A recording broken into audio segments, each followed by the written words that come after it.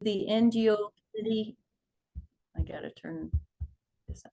NGO Committee on the Family in New York. We are a group of NGOs that are accredited at the UN that are particularly interested in promoting and fostering the strength of the family. And because we're accredited, we can work at the UN in various ways. But one way we do is have programs such as today. And today we're going to be talking about the parents' role in fostering civic education. We also gave it another title, Civic Responsibility, What Your Child Needs to Know. We have excellent speakers. I'm really very pleased. And as you know, it's a very, very timely issue. Please mute yourself. Appreciate that. And we're going to have some time at the end for question and answers. So please put your question in the chat box. And Ryan Cova and I will kind of collaborate to handle the question and answers. Okay, I'll introduce myself. I am Lynn Walsh. I represent the Universal Peace Federation at the UN. And I'm going to introduce the other executive committee members who are here. Unfortunately, 3 of them are not here, but Vinny Santoro is our co-chair, and Ryan Coe, there he is. He's our previous co-chair, now treasurer, so he's still important. And Marilyn Kanelski is our member at large, and she's quite a proofer. I really appreciate her. And unfortunately, again, other members are not here. I'm expecting Marcia Barlow to be here, who's the other co-chair, who very graciously was able to arrange to have Tammy and Paul come. Okay, I think that's my rigmarole. I am going to give brief bios. Please read the full bios because these speakers have really have a lot of expertise and experience behind them. But I'm going to first introduce Professor Carrese, is how you pronounce it. And Paul is the founder and director of the School of Civics and Economics and Economic Thought and Leadership at Arizona State University. Prior to that, he is the professor of political science at the United States Air Force Academy. He's a Rhodes Scholar. He's written a very interesting book, Cloaking of Power, on the rise of judicial activism, as well as other co-authored books.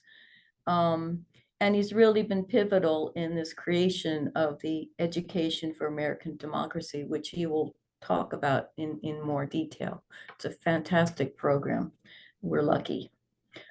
So Professor Carrese, you have the floor. We welcome you to speak. Thank you very much, Lynn. Thanks to other members of the NGO Committee on the Family. I am going to shift into presenting some slides. I am wearing my Nehru vest from my delightful year spent as a professor at the University of Delhi under the Fulbright program. But our little school, our little department at Arizona State University teaches an intensive course in India every year. And we call it a global intensive experience. It's a 10-day bewildering experience for American students just to get some awareness of India as the world's largest liberal democracy. So I do, and it's chilly here in Arizona. I need my wool vest. It's only going to be 70 degrees today, so I need that. So bear with me for just a moment while I share some slides. Are they showing up as shared? Not yet. Not yet. Okay. I'm really glad to hear about your international background because, of course, we're an international organization. Yes. Well, one of the objectives in our school is to prepare American students to think about leadership. And That includes understanding America's role in the world. And I'll talk about that as part of our Educating for American Democracy report effort.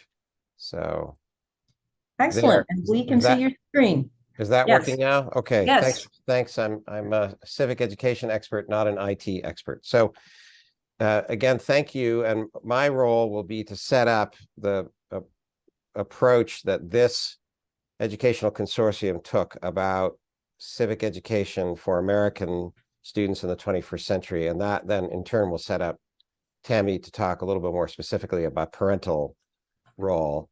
But the title of this study, as you can see it, is Educating for American Democracy. It was awarded as a grant from the U.S. Department of Education and the National Endowment for the Humanities, two federal entities. In 2019, our team competed for the grant and we were awarded it. And the charge was to study K-12 public school civics and American history education. And Tammy and I are both representing the western part of the United States in that effort. So we provided geographic representation of the 7 co-authors, and I'll show you in a moment who we were. Tammy was a very experienced school teacher herself, who then had moved into the Arizona Department of Education as the lead coordinator for social studies and civics education. And I was the intellectual conservative, the sort of constitutional intellectual conservative among the group. So we were trying at this very fractured moment in American political and civic history to have a national consensus effort representing left and center and right views about American history and American civics.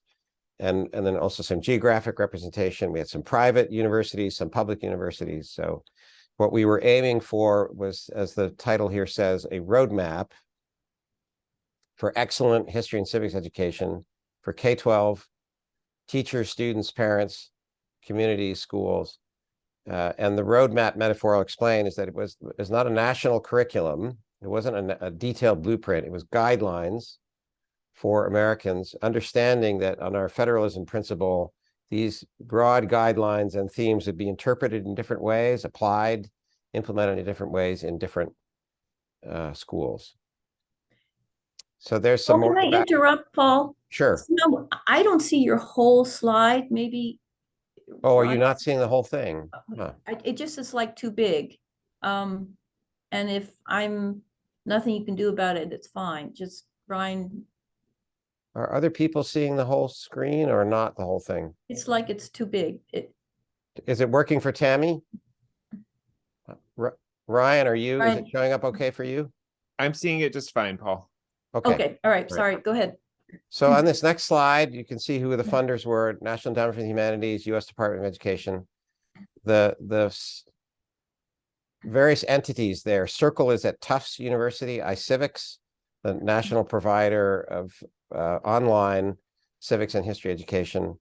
The Safra Center at Harvard University. There's the ASU symbol, the School of Civic and Economic Thought and Leadership. I'm the founding director of that. It's a department. And then the Tufts University banner for the College of Civic Life. So these are various national entities, public and private. And then we were delighted to have Tammy join from the Arizona Department of Education. So there we are. Again, left, right, and center, some professors, an experienced school teacher, Louise Dubé, the head of iCivics. We 7 were leading a much larger set of task forces and panels and advisory groups, and we had convenings. So altogether, we had 300 plus very intensive contributors covering a range of demographic and intellectual diversity, all to try and come up with a national consensus effort, not a left progressive view of civic and history education, not a conservative view, a more complicated view, which is what we thought America needs at this moment, and American citizens who want to be informed and engaged citizens, what they need. So our mission again was to provide this broad national guidance exploring what and also how to teach American civics and American history in K-12 public schools by grade band appropriate levels. And there's a knowledge component to this, but there also are, in the language of educators, capacities, right? Skills, abilities, virtues. I use that old-fashioned term to be an informed and engaged citizen participating in self-government in American civic life in our constitutional democracy. There's the first symbol sort of map you can see of the 7 themes that we chose, and I'll talk a little bit more about those. And you can see sort of on the left, upper left, a people in the world is one of the themes, one of the 7 themes. So to make sense of how a UN NGO committee would be interested in this question, we thought one of the 7 themes we should pick out for students, teachers, curriculum designers, schools, districts, state standards setters is America from its beginning, its constitutional founding at any rate in the 18th century, thinking about America's place in the world, America in relation to the established older entities in the world. This is one of the main themes that should come through in an excellent civics and history education. I guess I'll pause on that point and talk about the UN Declaration of Human Rights, which of course does have a separate article on education and the right to education, but that fits with the articles in the Universal Declaration of Human Rights about rights and freedoms. So there's actually a pretty strong overlap between our approach to educating for American democracy and the roadmap on the one hand, and the approach to educating for humanity, educating in rights and freedoms, to include the right to education that's in the Universal Declaration. Okay, so moving on. The roadmap document is what we came up with. We used a roadmap as a metaphor. This doesn't quite work in the Google app age where you plug in the address and Google tells you directly where to go to wherever you're heading. It's sort of an old-fashioned view of a roadmap that we were laying out a map, and people, students, parents, teachers, schools could figure out exactly which route they wanted to choose within a somewhat agreed upon general map of excellent history and civics education. One way we dealt with the reality that America is quite fractured, polarized in broader civic and political ways, but also intellectually and educationally about these questions. Very fraught questions, as you can see, about school boards right now and school board elections. But that controversy about history and civics education has been going on for decades. So to try to deal with that and maybe move beyond it, we thought for that reason and for sound educational reasons in civics and history education, we should emphasize questions and inquiry and broad principles. We also wanted to, as you can see here, braid together history and civics, constitutional, civic, political questions along with American history. We wanted to emphasize what educators would call critical thinking abilities, but we think of them as the citizenship, civic abilities to understand important fundamental knowledge, but be able to pose questions, respond to questions, debate, deliberate, and build all of that from the kindergarten level, so the K2 grade band, up through the 9-12 grade band. And then again, it's not a national curriculum in detail. It's not a mandate. It's offered to states and localities, local education authorities, and down to parents and parent groups as a resource. And as you'll see at the very end, there's an extraordinary website that has the roadmap document, a broader report, wonderful curriculum resources and materials, and all kinds of ways to explore this further and to be further engaged.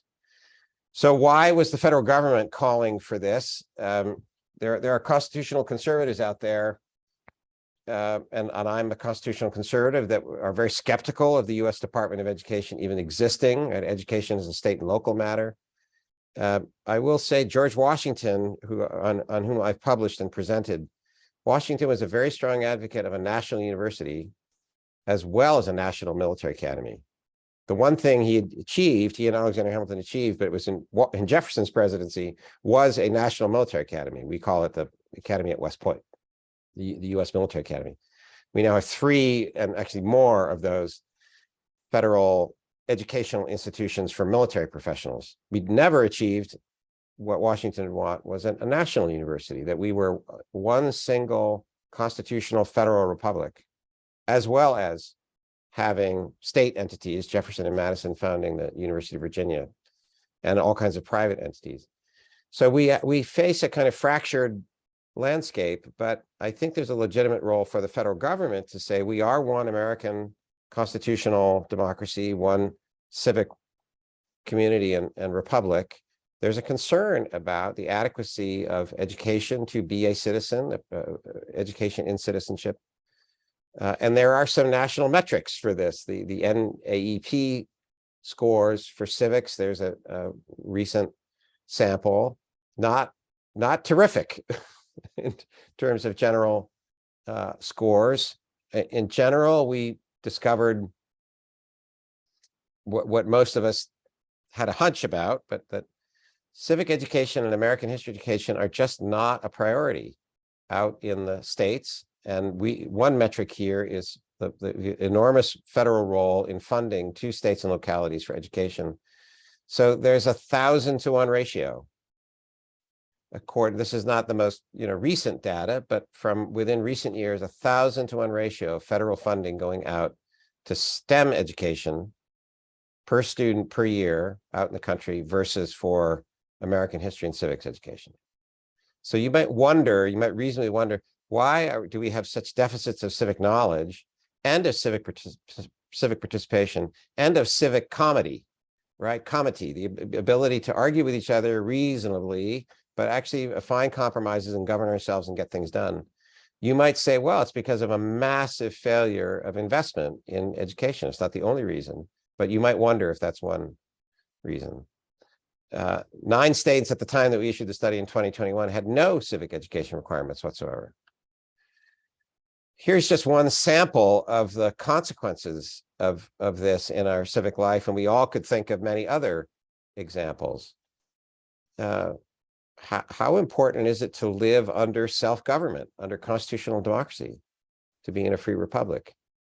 If you were in the era born before World War II, very essential by an overwhelming majority. Younger people in our country and citizens, not so essential, right? So it's as I'll motion, just let's cut ahead to hear from Abraham Lincoln, not me. Lincoln was worried about precisely the same thing in the decades before the Civil War, when there was talk of secession and the Union splitting apart, and of the possibility of violence and war over the question of slavery. In his address known as the perpetuation of our political institutions in 1838, his main concern was civic ignorance, failure of civic education, failure of adequate education in the Constitution and the laws and in our fundamental civic principles, that this was a breeding ground for political violence, ideologically, politically motivated, we would say political violence. And he warned of suicide, that in 1838, America would never be invaded and conquered by foreign power. Napoleon, leading an army, couldn't defeat America, but we could die by suicide, kind of fratricide. The metaphor that some of us used in writing the study was a Sputnik metaphor. We rallied in the 1950s. In the 1950s, when my father was first starting as a public school history teacher at the time, it became social studies. We rallied in the federal government and states and localities in the 1950s with a response in education. And the initial education funds were not only for what we would call STEM education after Sputnik, it was also for history and civics education. We are having difficulty rallying around this as a problem now because we are the enemy, so to speak, or the danger within, right? We don't have a national security threat to rally around. Our failure to come together and form consensus around fundamental shared principles and fundamental approaches is the problem now. And then finally, one of the points that we agreed upon in writing the study is there is a need for civic knowledge, fundamentally, and for civic virtues, the old-fashioned phrase, habits and dispositions, and I'll talk about what those are. And then those are the ways you orient students toward their participation and engagement. The roadmap is a set of instructional guidelines and standards. An important theme is that we wanted to tell a plural story about America, the full American history and a full account of our complex civic principles, but it's a shared story, plural yet shared. Reflective patriotism is a term that comes from Alexis de Tocqueville, the great French statesman and philosopher who visited America in the right around 1830 in the Jackson period. He said in the old world, he came from the minor French nobility. In the old world, we have a kind of sentimental patriotism in our different countries and patria. We, the myth and the blood and the soil and the history. The Americans, this new world, this new kind of Republican democracy, they have a rational, reflective patriotism. They love America, they appreciate America, but they want to argue and they want to question and they want to see how is my self-interest connected to a common interest. So this is the reflective patriotism of a liberal constitutional democracy. Arguing, asking questions, learning how to argue with each other. As you'll see, we decided on 7 main themes, and it's organized by grade bands: history content, civic content, history, skills, virtues, civics, skills, abilities, virtues, and by grade band, K2, 3, 5, 6, 8, 9, 12. And there's a separate section on pedagogy that I'll briefly note. Here are the 7 themes. One way of thinking about this is that there's no starting point. It's a cycle or a circle. They're all connected to each other. Another way of thinking of it, as in the report and then in the roadmap itself, we do start on the upper right, sort of the 1 o'clock position with civic participation.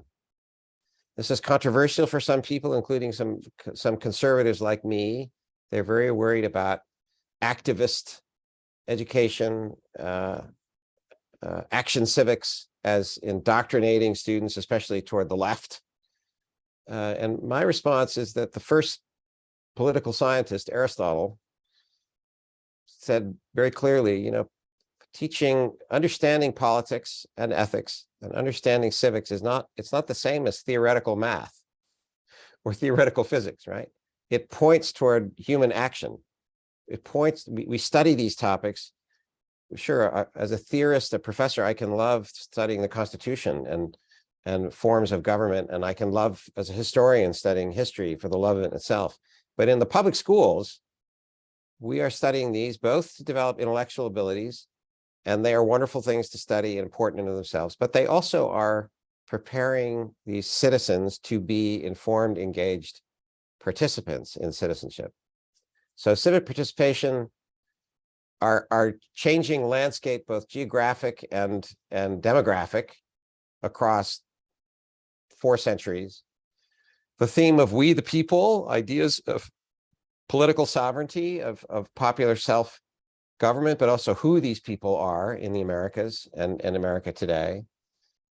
The 4th theme in the list, a new government and a new constitution, the Declaration of Independence, the Constitution as amended, are continuing constitutional, political, civic debates. That leads to the next theme, institutional and social transformation, right? Even Lincoln called for a new birth of freedom. In what ways has America remained the same? In what ways have we transformed ourselves institutionally and socially across 3 centuries?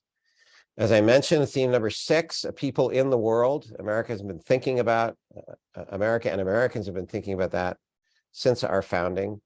In a way, it was one of the major reasons to transform from the Articles of Confederation into a new form of government. And then contemporary debates and possibilities. And I think I'm running low on time, so I'm just, I will point us toward the last few slides here. We have lots of details on the website. That's on the last slide. An example of what a theme is and how we pose questions about history content and about civics content. One last point here is substance. We came up with design challenges along the way to get across this point that there's a real intellectual educational need and a civic need to accept complexity and tensions and disagreements about this civic content, the civic knowledge, and civic participation.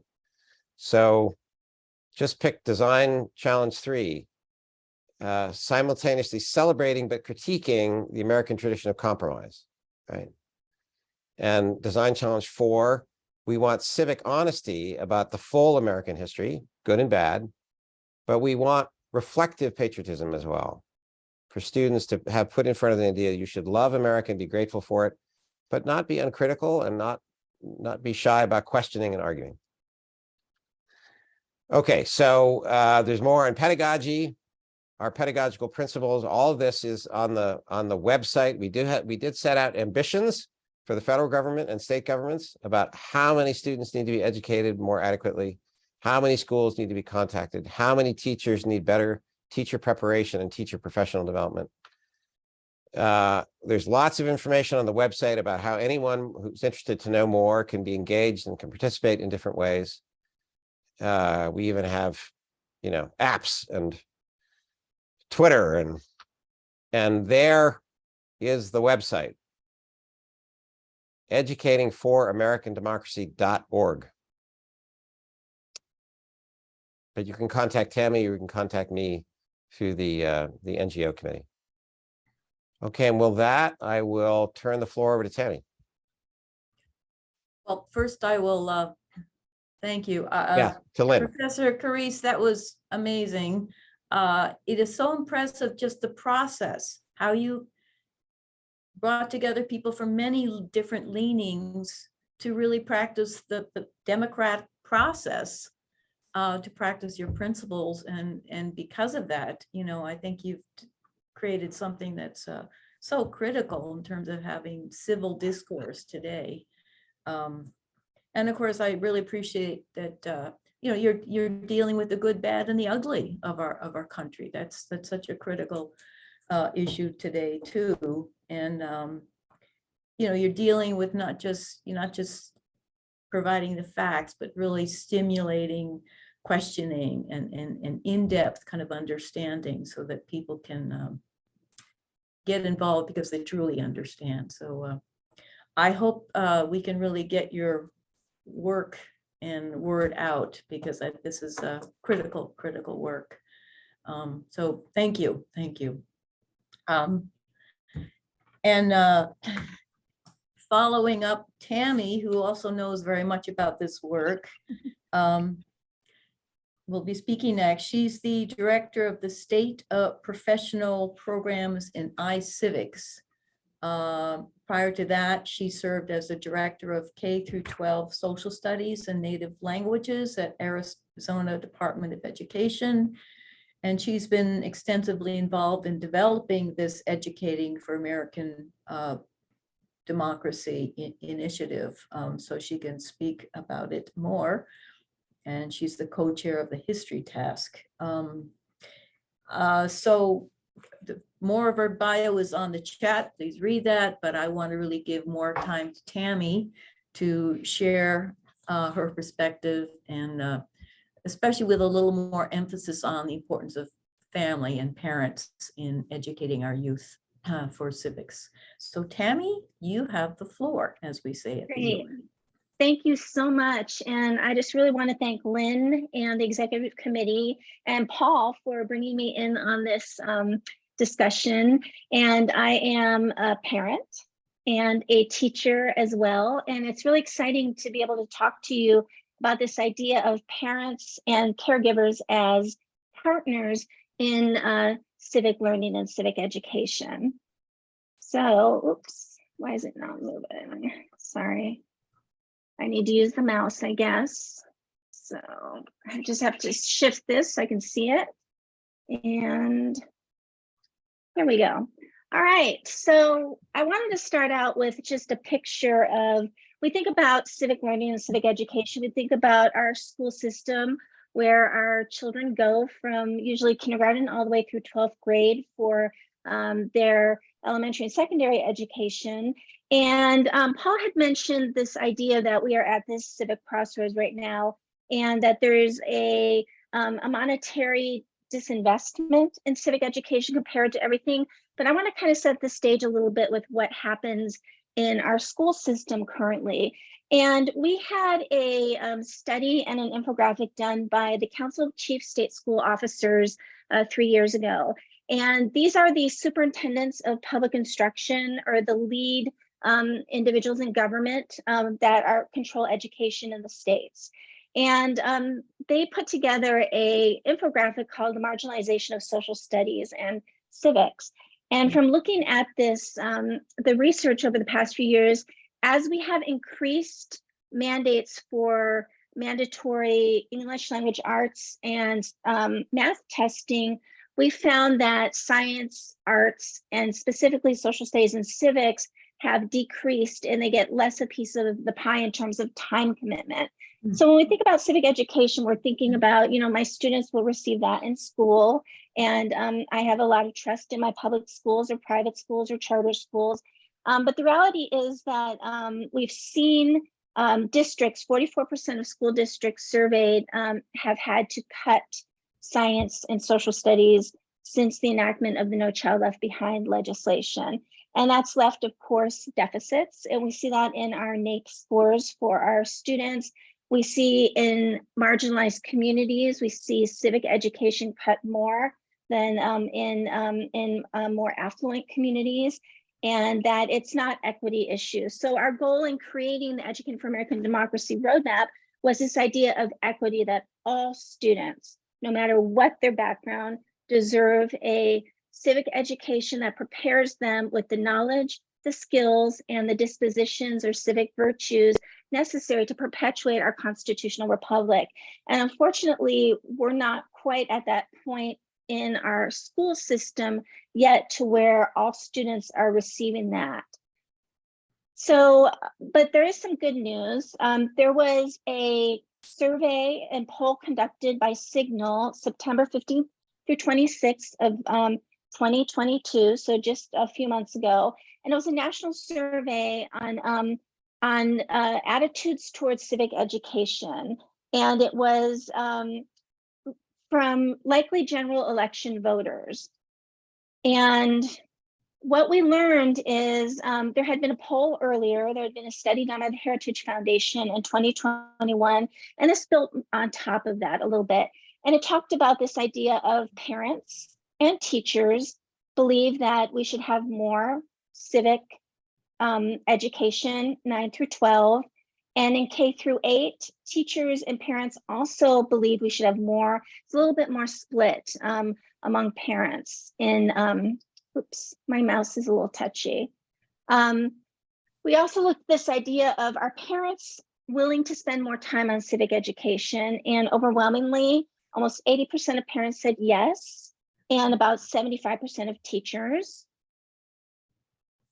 And what the Signal study did is it took these ideas and it looked at likely voters, GOP primary voters, Democrat primary voters, and K-12 parents.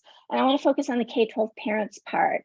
So when it looked at how important is it for schools to teach more about civics, K-12 parents, 75% found it to be very important. So it's something that's very important to them. Is it more important today than it was 5 years ago? And yes, K-12 parents, 65% believe it is. And then voters, both GOP and Democrat voters, we talk about this big rift that we have. But when it comes to this idea of teaching civics, we really do tend to have some similar ideas. This idea that, yes, it is more important to teach civics now than it was 5 years ago. This idea of civic education being emphasized more in the K-12 curriculum. K-12 parents, about 59% said yes. And then our GOP and Democratic primary voters from 63 to 68% said yes. So yes, we need to emphasize it a little bit more. So there's this momentum towards increasing our civic education. And then there's a funding. Should we fund more? And across the board, yes, we should fund civic education more, which hopefully will get that 5 cents up a little bit as we move forward. And then I love this one because we always talk about this idea of the divide and this issue of should we encourage vigorous debate about different points of view, even controversial issues. And we find that that we have agreement that we should have vigorous debate about different points of issues overall. So 72.1% overall, that's across Republican, Democrat, parents, and who are likely voters agree. And then should we expose students to a wide range of viewpoints, not just one point of view, even if we disagree with it? Again, we see 78% agreement. So we have this push. We have a lot of positive momentum to see more civic discussions, more civic education. And although we think of it as happening mostly in our K-12 classrooms, really parents and caregivers, they have a huge role when it comes to civic education and civic learning. And the idea is political socialization, this idea of where do our kids and our people get their ideas, their beliefs, their behaviors, and their attitudes about government and politics. Well, they get these ideas beginning in childhood, and parents are a child's first teacher. We have that monopoly on time with our children, especially when they're younger.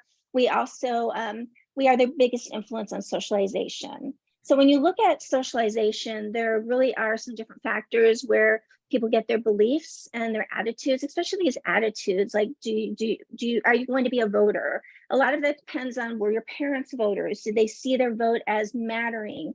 Do they have a positive view of the electoral process?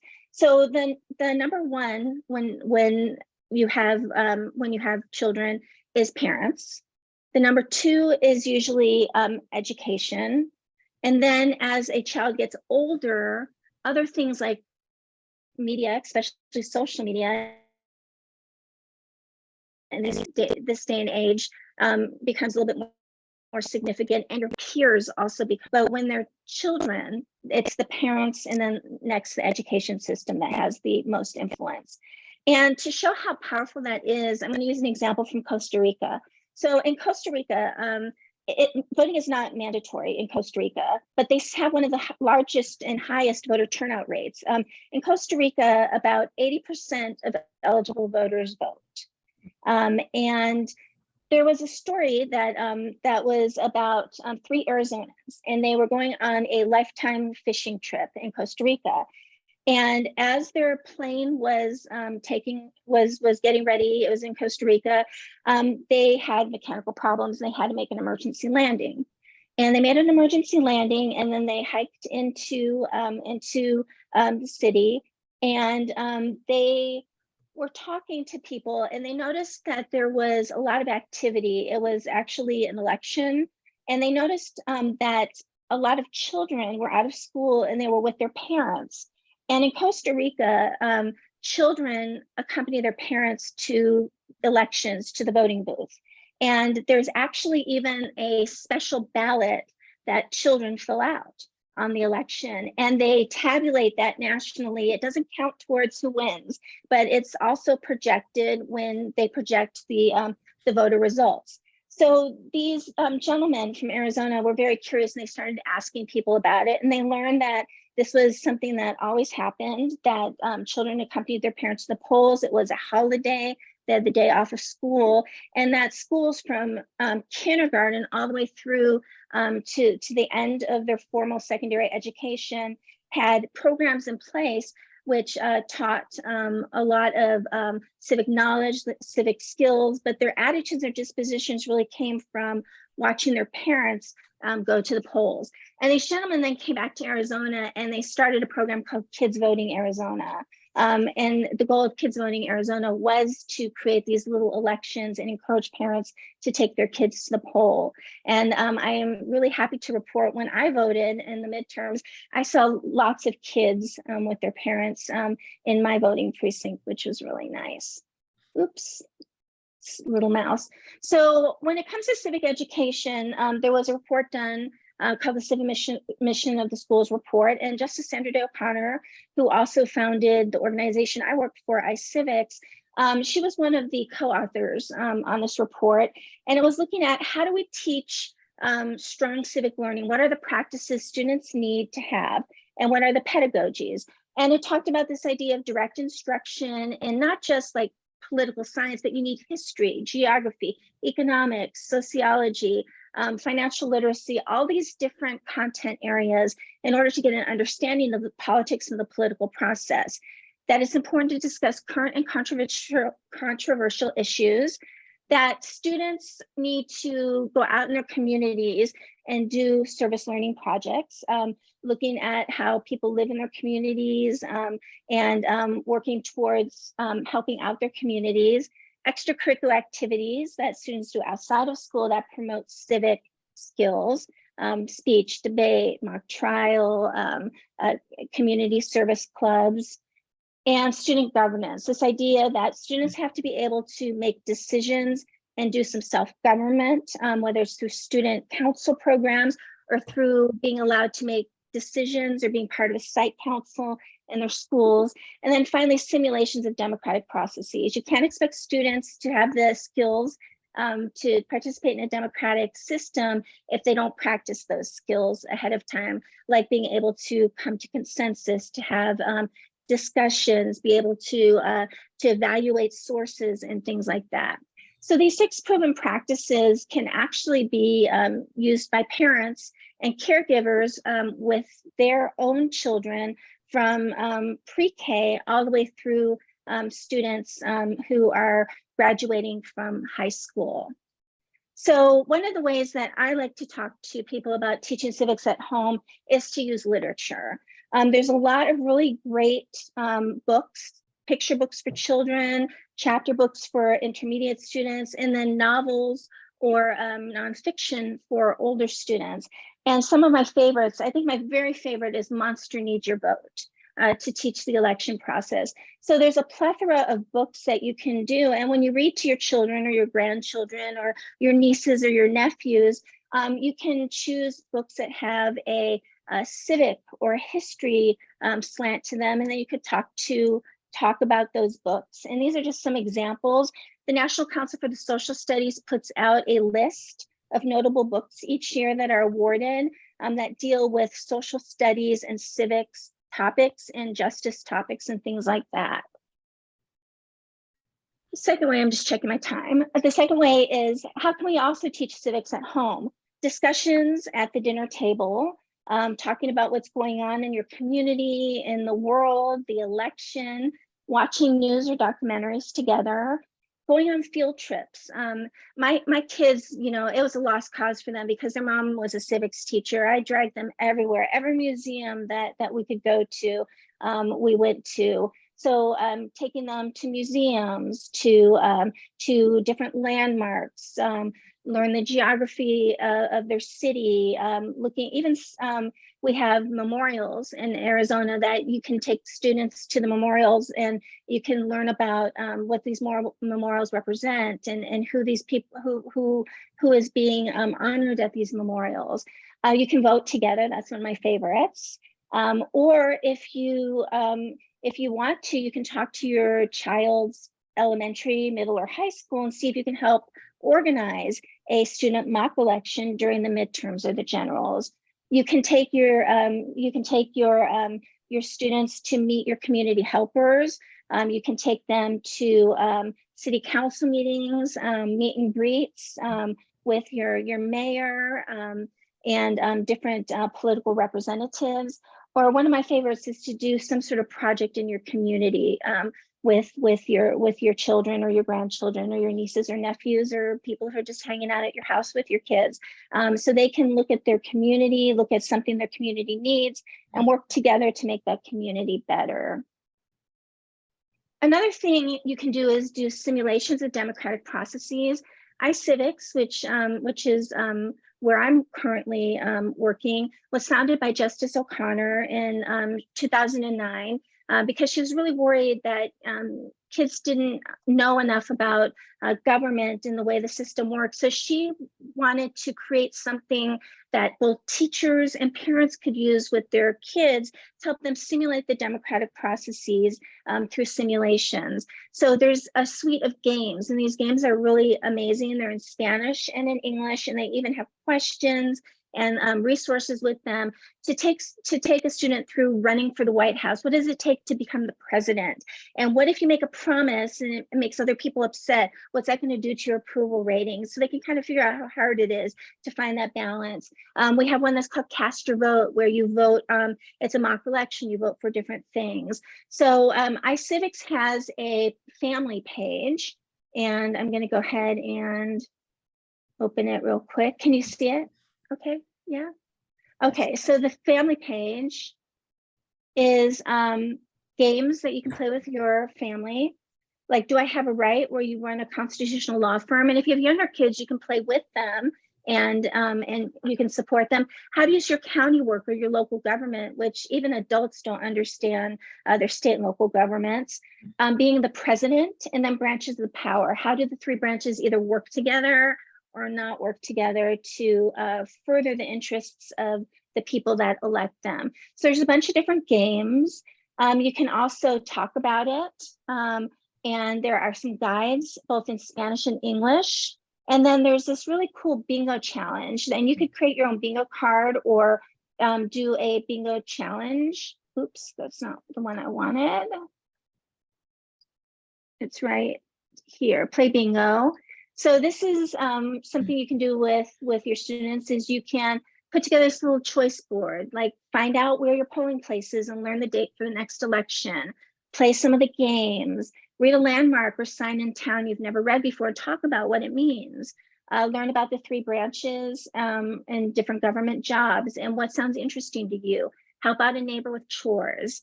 Research your officials. Go to a museum you've never been to before. So these are really fun things that you can do with your kids, and it's all civic learning. You're learning knowledge, you're learning skills, but you're also learning attitudes and dispositions because of that, the fact that you're doing it as a family, you're doing it together, you're seeing a positive impact to the work that you do, going out and helping your community, and that creates stronger citizens as students get older.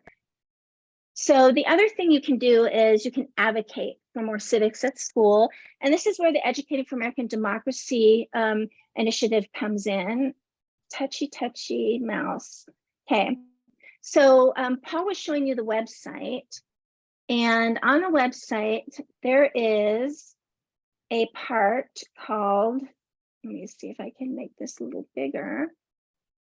Enter full screen, here we go. So if you go into the Educating for American Democracy, there's a little part that says take action. And there's a bunch of different briefs that you can look at, but this is a brief for parents and caregivers. And it's how you can take action to advocate for schools, not only to have more civic learning, but really to look at the Educating for American Democracy initiative. It talks about how there's a case for the civic and history education that Paul talked about. And then questions you should ask your kid's school, your grandkids' school. Like, how much instructional time do you devote to civics and American history? Have you reviewed the quality, equity, and impact of history and civic education in your schools? Do you have a plan for strengthening civic education? So these are questions you can start asking. You can bring them up at school board meetings, with the PTO, organize different types of things. And then, of course, teaching civics at home. Parents and caregivers are your first socializer with politics, and they're also a child's first and probably most memorable teacher. So there's a lot of different things that you can do at home. So civics is everyone's responsibility, and as families and caregivers and parents, we have just the we have the gift of that time with our children, especially when they're younger, and that influence to help set those political ideas and those attitudes and beliefs so they grow up with those skills, knowledge, and virtues to strengthen the constitutional democracy that we have. And I think 6 minutes over. Okay.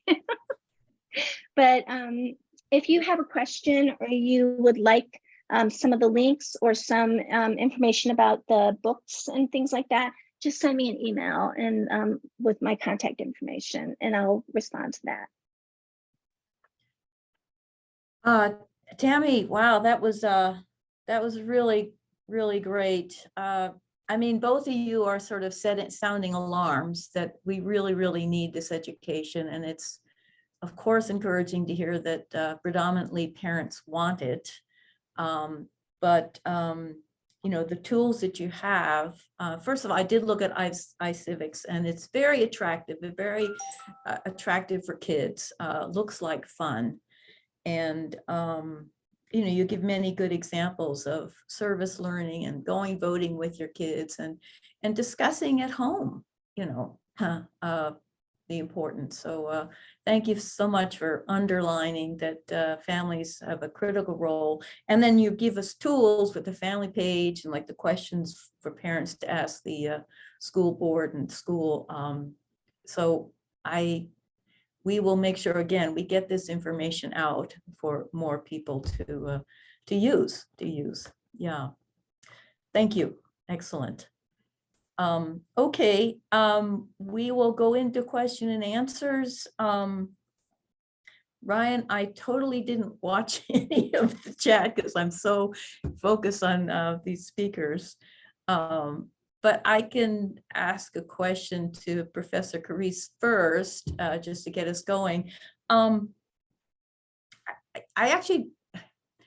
I looked into, I was just curious. I mean, like you talked about working in India, it's important that we look at what else is going on in the world. And I know in China, of course, they have many compulsory courses, but they require 3 courses. One is social studies, one is ideology and morality, and the other is labor studies. So I thought, wow. And then I put that up against the Lincoln quote about civic ignorance can lead to national suicide. So it really is setting off an alarm. So I'm just wondering, isn't democracy by its very nature kind of more vulnerable if we don't have educated and informed and engaged citizens? And I am curious what else is going on in other democracies in the world. So I hope that's not too much, but. No, that's very helpful. Thank you. I mean, there are comparative studies of civic education, and one of the not so surprising features, for example, regarding Russia, I know more about that case study, is that there's an excellent civic education program in the Russian government-funded schools. You can imagine what it is. It's more in this post-Soviet era. It's a kind of Russian nationalist education and education about government and politics in that mode, and the test scores are excellent for the students.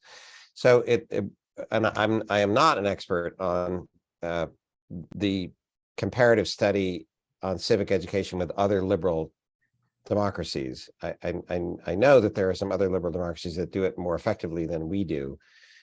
We are a challenging case in America because, for the reasons that Tocqueville noted, any liberal democracy is challenging, and then we have our particular reasons. But it's the tension between liberty on the one hand and the need, especially say in a public or government-funded regulated school, the need to prepare the next generation of citizen leaders to actually lead in self-government. So how you strike the balance, as it's often called, between liberty and order, right? Here are public schools authorities in some way, teachers, a curriculum, suggesting a certain authoritative way of education about being free. So that tension is a problem. And we have erred on the side, I'll pick on my own discipline, political science, but I have history colleagues who will say the same thing.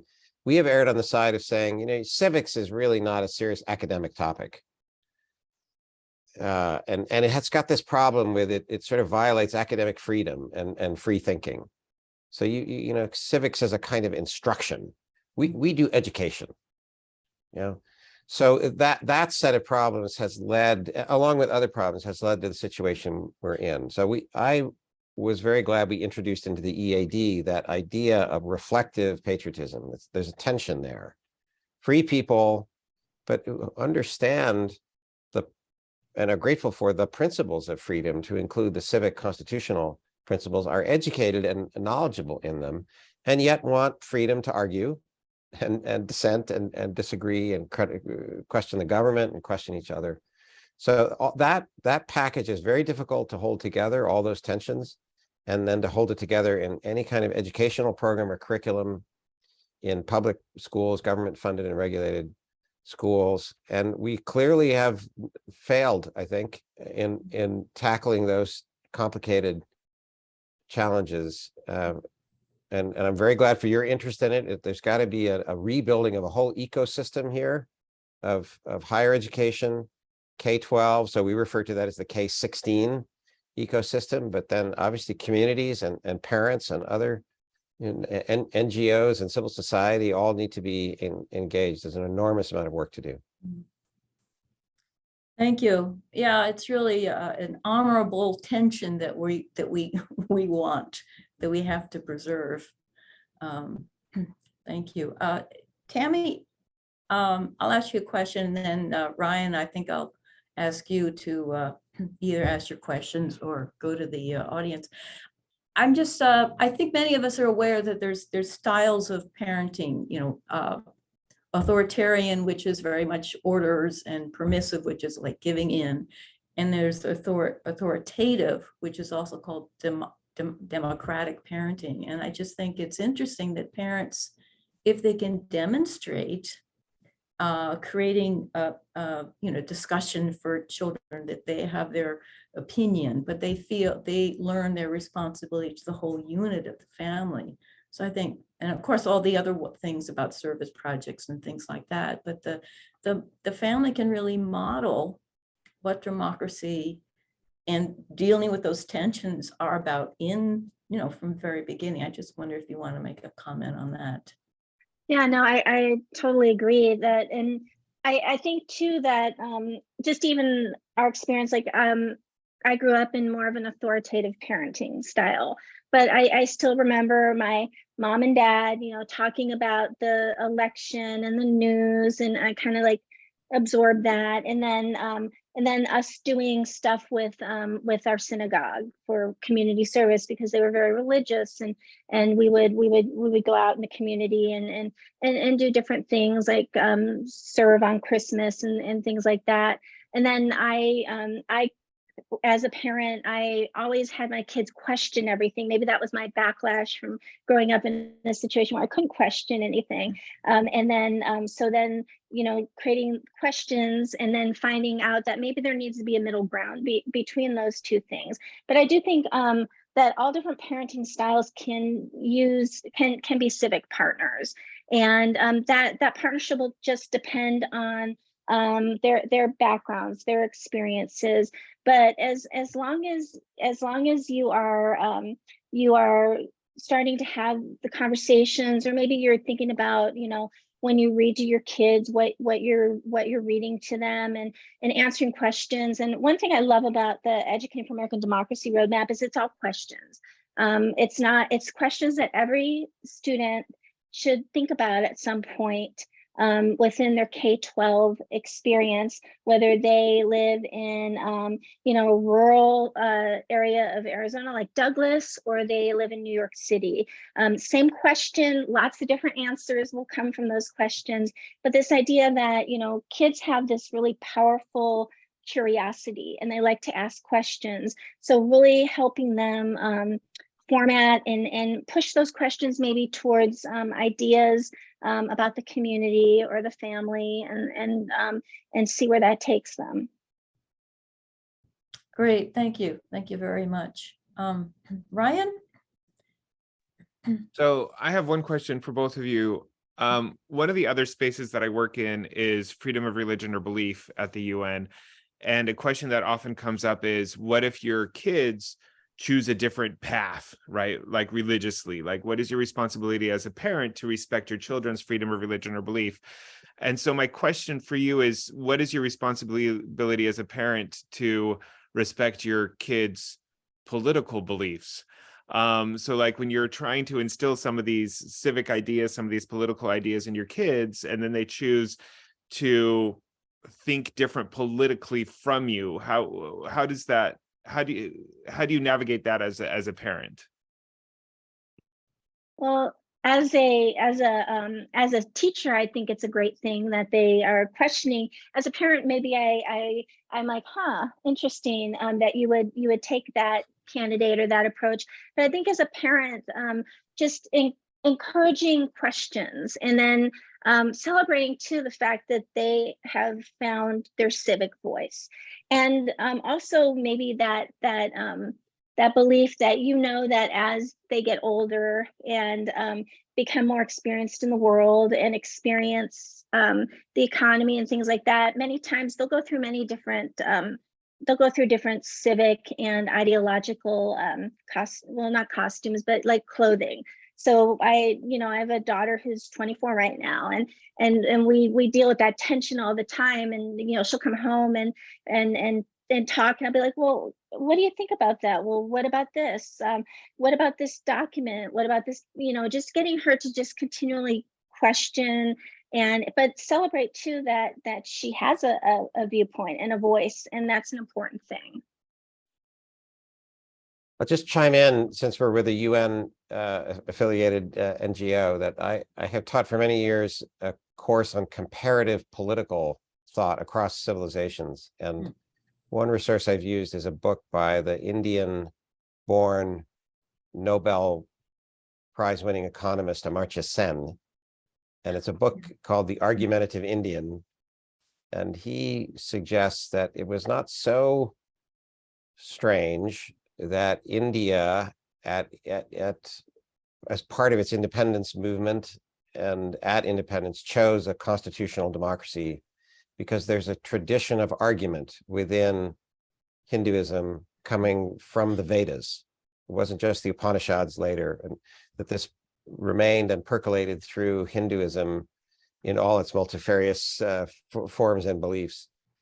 And there's a comment in the chat about Western civilization. So I think there's Sen is suggesting there's some nexus there between those two, let's say, civilizations, about a long tradition of argument. Of course, it took a different form in Hinduism than, let's say, in Western Europe, and eventually Christian or biblical Western Europe. But it is full of tensions to have some common culture, some common civilization, and yet have liberty to question the UN Declaration of Universal Declaration of Human Rights, right? Full of tensions to say that these are universal principles across civilizations and cultures about rights and freedoms, and to include that within a family and the younger generation in relation to the parents. So full of tensions and challenges. But one reason we did choose this inquiry model, which of course has to be grade band appropriate for EAD, is to try to prepare the foundations for teachers, schools, parents, families, to realize there are tensions in a free liberal democratic form of life. There are all these tensions and paradoxes and capacities to appreciate them rather than just repudiate them, and appreciate each other and argue with each other. That's an important set of intellectual and civic capacities. So that's a pretty evasive answer from a professor. It's just it's complicated. Yeah. But to learn to appreciate those tensions and complications and manage them. if I may, Lynn, I have one more Yes. question. So, when you were speaking, especially you, Paul, you talked about how you were more conservative in terms of the civics education that was being taught in the schools, right? That you didn't think that you thought that cities and states should be the ones that were responsible for education, not federal programs or whatever, and that there's a lot of people that are concerned about political activism being taught in the schools, et cetera. So what can you as a parent do if you're not happy with the civics education that's being taught in the schools? What are some things actions that you can take as a parent, if you're disgruntled, if I may? Yeah. Well, Tammy did show in her presentation some of the resources that are on the EAD website about parents and how to be engaged with schools, as well as things you can do just as a parent within your own family or your own community. I do want to say I agreed to be a part of a federal study because, again, I was invoking George Washington. I do think there's a legitimate concern by the federal republic, by the union and leaders in the federal government to be concerned about civic education in particular, even if in our roadmap metaphor, the last 10 feet or the last mile, has to come from local education authorities, local communities, to include parents. I think in general, the lesson Tammy and I are trying to give, the EAD study, among others, trying to give, is that active concern is what's needed at the moment from a whole range of American civic participants and voices. So I'd be glad to have parents get the message that you can't just look around and wait for others to be concerned about the quality of civic education in your school or in your community. Obviously, there are all kinds of options now that weren't around when my father started as a public school educator in the 1950s, right? The homeschooling movement and charter schools and all kinds of other funding options for parents.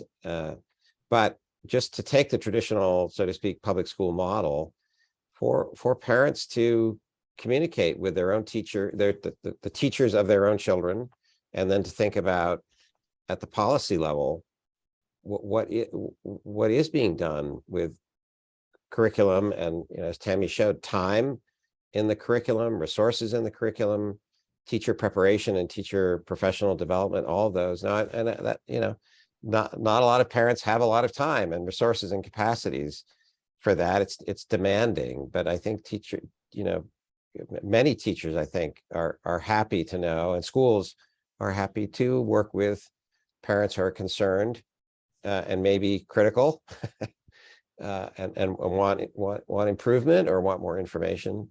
So I think in every dimension of American life, every dimension of civil society, people should be encouraged to ask questions, get engaged, be politely obnoxious about your concerns, because it needs it. There's an enormous amount of work to do. Yeah, that was great information and advice, Paul. And I would say too, just always remember to come from a place of a place that, I'm trying to think of the word, just had a moment. When you have an issue or you're not happy with something at school, come from a place of caring about it without accusing. And I know that since the pandemic happened and schools were kind of closed off from the public, whether they were shut down for a while or even now, still it's hard sometimes now to get into school the way you used to. Like before COVID, your school was like the central part of your community. You had Boy Scouts there, Girl Scouts there, sporting events. You had back to school barbecue, the PTA met, you had talent shows. Parents were in and out of the school making copies, going into classrooms, supporting teachers. So you had this feeling of connectiveness with your school. And then when COVID happened, that kind of wall came down, and that connectiveness and that isolation, the isolation came in. And I think because of that, maybe there's more distrust about what happens in schools. Because I think before COVID, if I was a parent who was very involved in my school and somebody came out and said, "Oh, your kids are being indoctrinated by something," and if I was a parent who was involved in school, or I knew who the teacher was at the pre-COVID times, I'd be like, wait a minute, I make copies for Mrs. X, and I've been in the classroom, my kid talks to me about what's going on.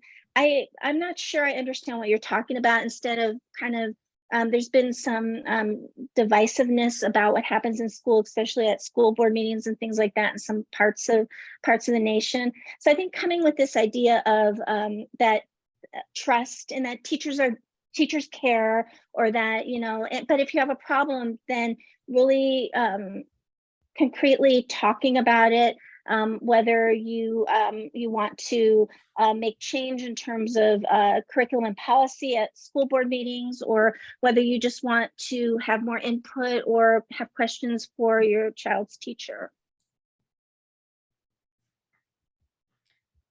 Excellent. We are unfortunately running out of time. I would like to give each of you just a minute to say, you know, cover the area that you wish you could have, or and final points you want to leave us with. Yeah. So maybe Paul first, just take a minute to say what you wished you had said. Just one final thought, that it's a delight to meet this committee and your participation. You are civic-minded citizens engaged in civic life, and we need much more of that in America. America is a place of hope, has been a place of hope for centuries, but some candor about how difficult a spot we have put ourselves in, and we have put the younger generation in. I think some candor and some tough questioning is needed, and we're delightful to have any of you contact either of us, explore that EAD website, and work together, work further on the work that's needed. Great. Yeah, we will definitely get your information out. Yeah, thank you very much. Tammy? Oh, you're muted. I guess what I would say is that I think we have to give credit to the youth, because they are doing amazing things. And sometimes we only hear about the Tide Pod Challenge, but we don't see the wonderful things that the youth in our community are doing to make their schools better, their world better. And I just think that that we can't have discussions about civic education or civic learning or constitutional democracy if we don't make the youth equal partners in that. Very good, very good. Thank you. You've been both really excellent and stimulated, I think, an urgency that we really need to get the word out. I want to thank everybody for coming.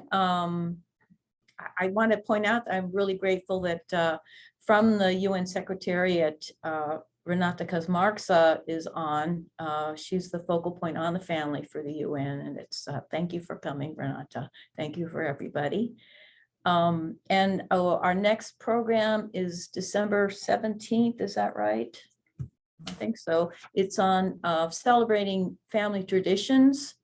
It's our annual kind of fun event, but you will all receive invitations to it. But thank you to Marcia that didn't make it, but she found these excellent speakers. Thank you so much, Professor Carrese and Tammy, and definitely let's get the word out. It is a critical time for this message. Thank you.